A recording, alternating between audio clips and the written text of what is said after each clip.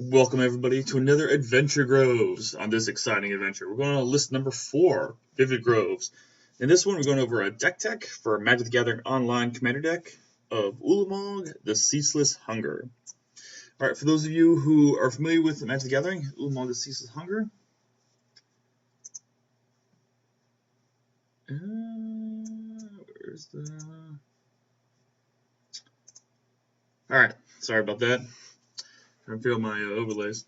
Ulamog Ceaseless Hunger is a 10 mana, 10/10 legendary creature Eldrazi from one of the newest sets. When you cast him, you can exile 2 permanents. He's indestructible, which is pretty nice.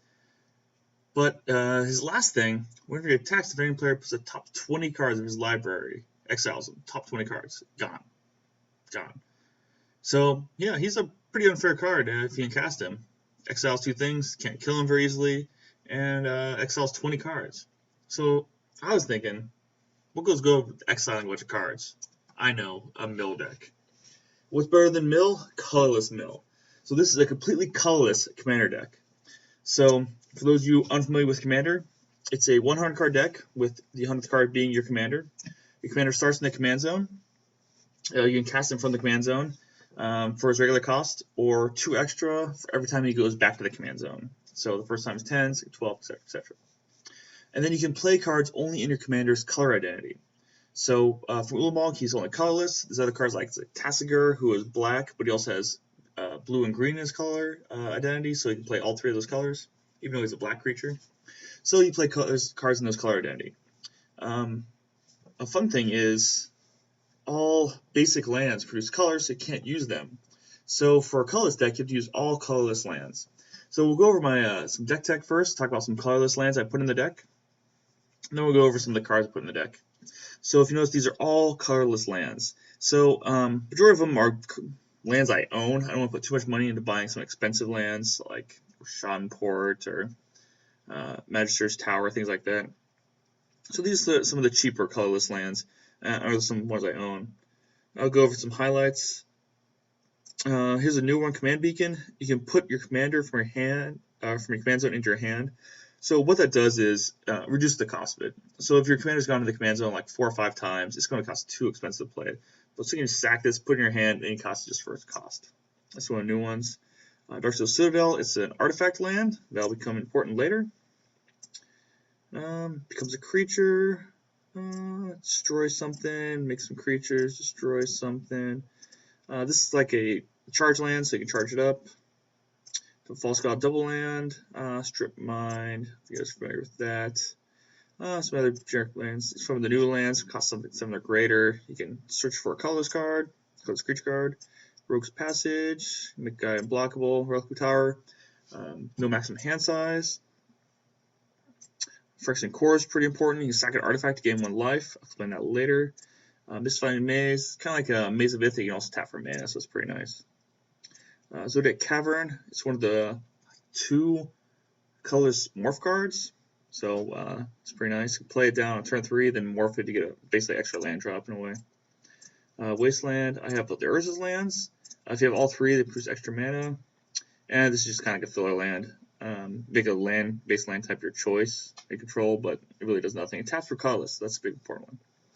Otherwise, we are playing a mill deck, so I have a bunch of mill cards throughout here. We'll go for casting cost first, kind of go about the whys in the deck. Altar of Blood, whenever you play put a permanent into play, you mill everybody. So in a multiplayer game, every time you play something, everybody mills 1. So if you're trying to mill everybody out, this is a good grinding mill card. Put a Lethargy, exile a creature. It's a good colorless exile card. It's kind of like a path colorless. Quick Shredder, you can mill somebody 1 card at a time. But the nice thing about this is you can use it as a regrowth to return a card from a graveyard to your hand. Colorless Bell, mill everybody for 1 every turn, so it's kind of another Altar of Blood in a way. A Grindstone, I got this from the draft. Don't worry about trying to pay for it. But pay 3, target player puts the top 2 cards library. If they're the same color, do it again. Mana Vault is just a ramp. Phyrexian Furnace, there's a few cards here to get rid of some graveyard stuff, especially if they're playing Eldrazi or the graveyard stuff. This is just one of them. Exiles the bottom card of the graveyard, but you can also sack it to exile a specific card in a graveyard and draw a card. So it's kind of like an early what's that called? Relic of Jagus. Pyrrhix of Pandemonium. Exile top card of library face down. So again, it's got Googler's Bell, but he exiles it instead. And then you can pay 7 whenever you want to tap an exile to put all the permanents that you exiled into play. So it's pretty nice, especially if playing a colorless deck with a lot of permanents. Relic, again, player chooses the card in the graveyard, and then you can just sack Relic to exile all cards from all graveyards and draw cards. So it's another version of Phyrexian Furnace. Scrambling Claws, again, another version of Phyrexian Furnace or Relic. Target player exiles card from his or graveyard, and they get to choose. But this one is a combination of the other two where you get to sack it to exile a card from the graveyard and draw a card.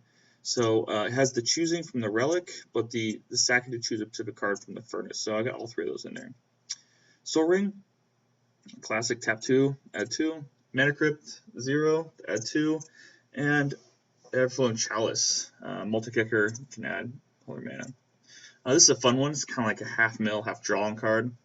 No maximum hand size, and the draw card, each additional draw step, and discard a card. So it's a fun little way to make people not believe you're milling them and help them out at the same time. Ashnod Silex. So this card, I believe, was from Alliances, maybe? Target player lists the top 3 cards of his or library, puts one of those back on top, and exiles the rest. So looks at the top 3, exiles 2, and keeps 1 on top. So yes, it's giving a person more selection. You can do it for yourself also, but it's also excellent card. So it's milling 2, they get to keep 1 card, but if you're milling other ways, then it still gets rid of that card. Solidor, this is kind of like a reverse mill. Player puts the bottom card of the library in the graveyard, and you get a 2/2 zombie token if it's a creature. So it's pretty nice. Contagion Class, there's a couple cards in here that do with having counters. So this is just a way to add counters to things. So it puts a -1/- counter on a creature, and you can proliferate or add more counters to things. Energy Chamber, bring upkeep, put a +1 counter on an artifact creature, or put a charge counter on something. Grind Clock. So here's the charge counters thing. One of the main reasons I have those 2 previous ones. You can put a charge counter on it by tapping it, or you can tap it to target player, put the top X cards of the library into the graveyard. So you can get up to like 10 or something like that with those various other effects, and you can start milling them out quickly. Grinding Station, again, grinding them down. Second artifact, target player puts the top 3 cards of the library into the graveyard. When artifacts enter the battlefield, may untap it. I haven't really got to use it yet, but there's a couple of other synergies with sacking artifacts. Mesmeric Orb, whenever a permanent becomes untapped, top card of the library in the graveyard. This is good because it's cheap.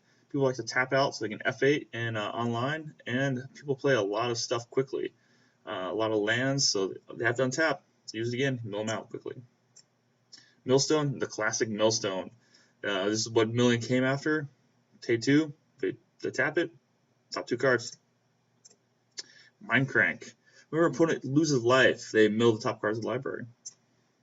And Thought Vessel, just more mana rock, so no maximum hand size, add 1. Assault Manolith, add 3. Cloud Key, make my artifacts cost 1 less. Crystal Ball, Manipulation. Play a Mirror, kind of like a Soul Ring on a stick.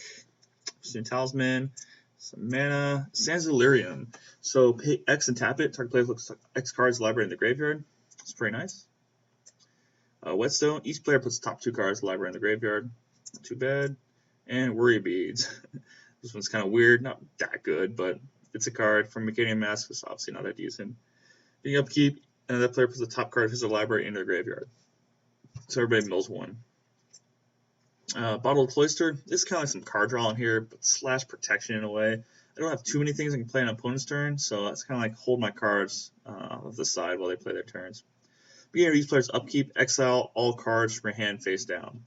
Beginning of your upkeep, return all cards in your hand and you draw a card. So it kind of protects your hand from discard and you draw a card. Corrosive Portal. This is from one of the new weird sets they had online. Probably have it in person. Will of the Council. Beginning of your upkeep, starting with you, each player votes for Carnage or Homage. If Carnage gets the votes, sacrifice Corrosive Portal, destroy all non-land permanents. Homage gets the votes, or is tied, draw a card. So it can wipe everything out, or you draw cards. Decimator Web. Pay 4. Target opponent loses 2 life, gets a poison counter, and top 6 cards library milled. So it's kind of a little bit of everything. I'm mostly going for the mill, but it helps for other things too. Flint Golem. This card is kind of weird. I just threw it in here because it mills. Comes blocked. Fan play puts top 3 cards library in the graveyard. It's something. Hedron Archive. Tap add 2 to draw a card. Ice Manipulator. Tap something down. J.D. Tome, drawing cards. Lux Cannon, again with the charge counter. So you can tap to put a charge counter on it, or remove 3 charge counters, destroy a permanent. So it's pretty nice. Veneral's Disc, or Larry Niven's Disc. If you read it backwards, he was a sci-fi author. Comes like tapped, destroy all artifacts, enchantments, and creatures. Sorcerer's Strongbox, flip a coin. When the flip, draw cards. Thrawn Dynamo, add 3. Tower of Fortunes, draw 4. Not too bad. Tower of Murmurs. This is Mill 8. Trading Post. This is one of those fun synergy cards. So discard a card, gain 4. Pay 1 life, put a goat into play. Sack a creature, return an artifact from a graveyard to your hand. Or sack an artifact, draw a card. So it has a bunch of things going on. Unwinding Clock. So this works well with a lot of the other things, especially the artifact mana. Untap all artifacts controlled during each other player's untap step. So all those things that are tapped, including the Darksteel Citadel, will untap each opponent's upkeep. So in play multiplayer game, you can keep using your artifacts over and over again. Golem's Eye, just add 2. And Wet Wheel. Pay XX, target plays X cards elaborate in the graveyard. So you pay 2, they do 1, pay 4, they do 2, etc. But this is the other colorless morph card. So you pay 3 and make it a 2/2 creature. Then just flip it over and make it a Wet Wheel whatever you want. Alright, some other cards I just put in here for funsies. Whenever you dealt damage, you may make charge counters on it. And then you can pay 2 to remove 4 charge counters, gain 2 life, and draw a card. So that's a way of getting yourself stuff back. Blinkmoth Urn, beginning of each player's pre-combat main phase. If it's untapped, the player adds 1 to your mana pool for each artifact he controls. So again, all artifacts add a bunch of mana. It'll work well with Sands of Delirium. Kozilek Chandler, 4/4 body that adds 2. Orbs of Wandering. I have Hexproof and prevent 1 damage, so it's not too bad. Contagion Engine, put -/- counter on each creature opponent controls and proliferate twice. Mana and card draw. This one is key for milling somebody out. Third play puts top. Where'd he go? X cards elaborate in the graveyard, where X number of cards in that player's graveyard. So this can get out of hand quickly, especially if you have an unwinding clock. You can just do it over and over again and mill somebody out almost instantaneously. Staff and M, draw cards. All is dust. I got nothing but colorless stuff. Let's get rid of your stuff. Not of this world. This is a unique one. Counter target spell or ability that targets a permanent you control. So they're going to try to kill your stuff. But if you don't have something that costs 7 or more, it's free. But it's a counter spell that's colorless, so it's not too bad. Scale of Resistance, exile turn permanent for 7. Spine of Isha. When it comes into play, destroy a permanent. When it dies, turn it to your hand. So it goes well with the other different abilities that sack artifacts. And Kozilek, Butcher of Truth. When you cast it, draw 4, now there are 4. But it also prevents you from milling yourself out. So if it goes to your graveyard, it'll shuffle back in your library with the rest of your cards.